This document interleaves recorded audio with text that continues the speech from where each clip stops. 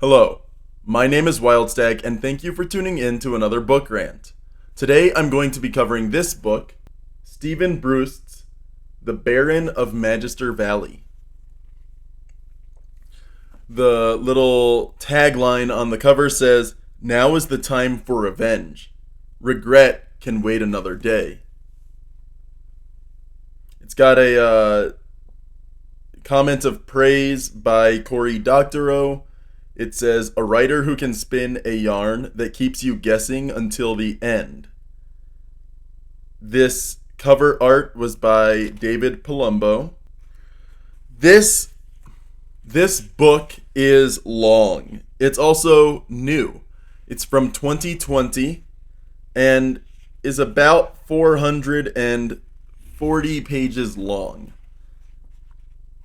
Its print is pretty small. Here's a good example of a page. That is how small the print is, as well as how jam-packed it is with information. The Baron of Magister Valley is effectively an homage to the Count of Monte Cristo, and it's also a fantasy novel.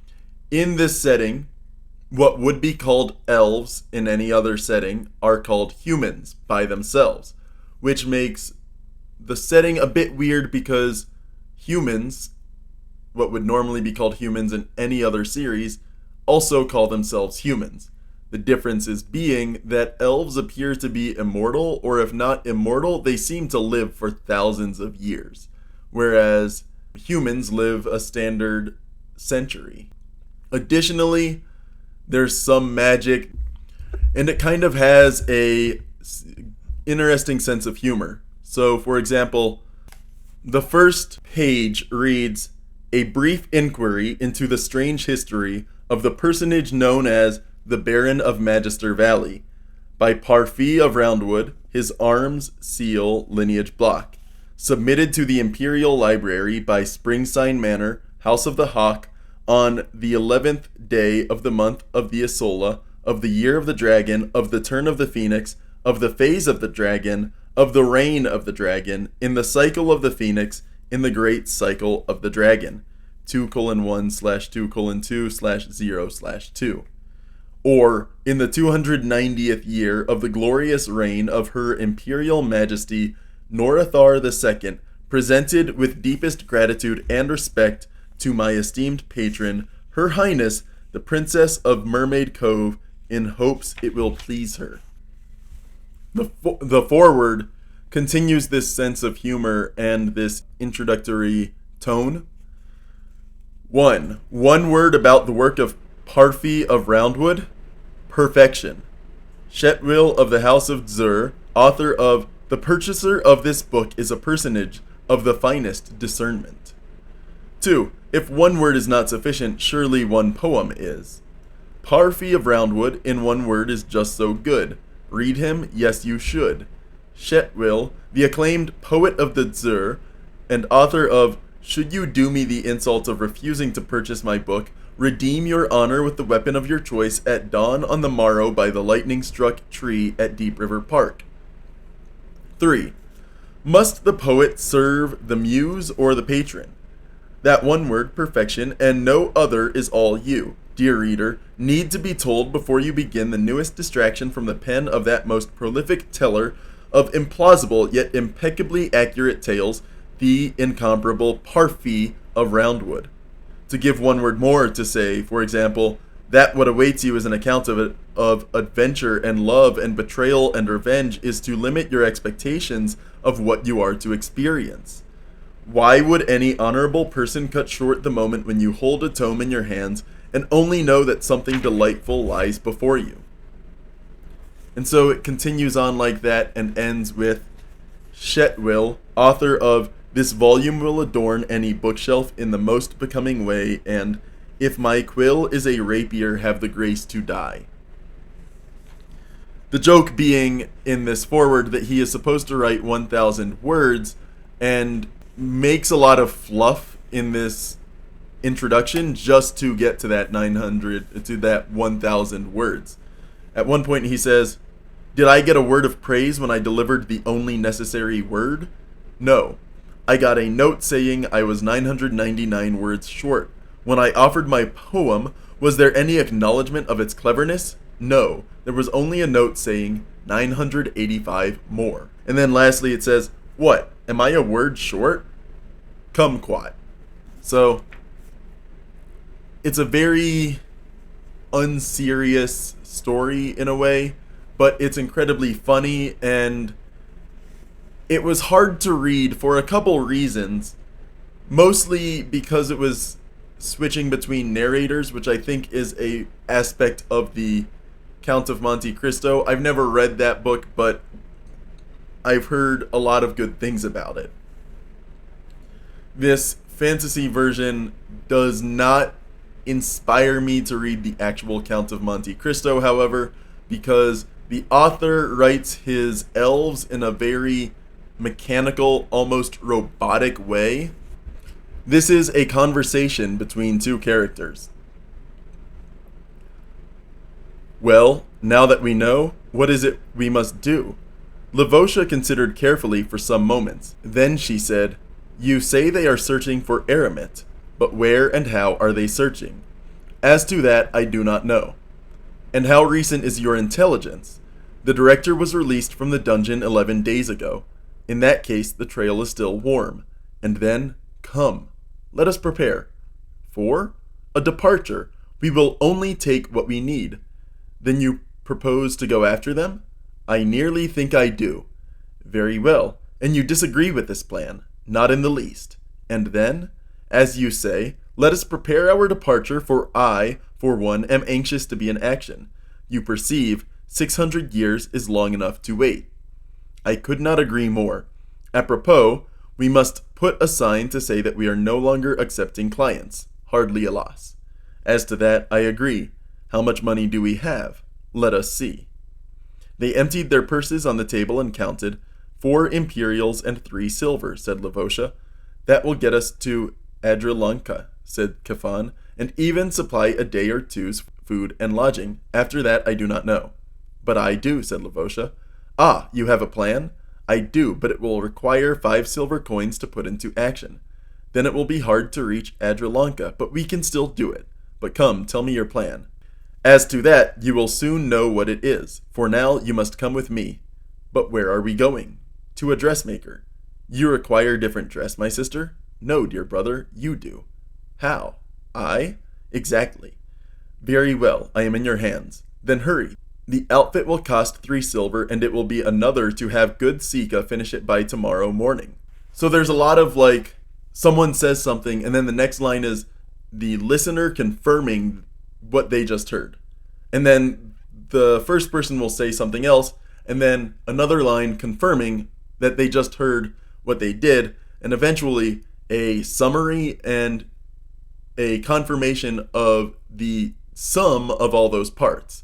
It's doing that a lot, and it also, I was joking with friends on a chat room about the way they use the words, you perceive, I did this, I do indeed perceive, or they use the word perceive very often, and it is, in a way, hard to read through because it's just so repetitive, and pages upon pages of this book are just that kind of dialogue. On another page, well, and what has this to do with me? It seemed to me that you could benefit from such commerce. You are offering me your business? A part of it. How much, and in exchange for what? How much is a 7th part? I promise you it will be a tolerably round figure. And what would you need of me? As of now, nothing. Nothing? Almost nothing. Do me the honor of telling me of this almost nothing.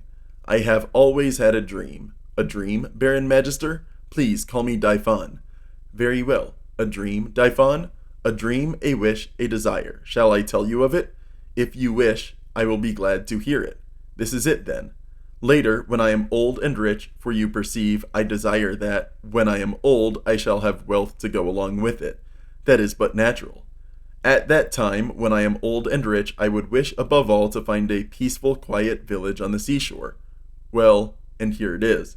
But there is more. I am listening. I should like, then, to live without servants, without pomp, passing my wealth unto any children I might have acquired, and retire to a quiet, peaceful inn or tavern in such a village. Ah, in fact, we have one. It is called the Wriggling Dolphin. Or did you know this? I did, in fact.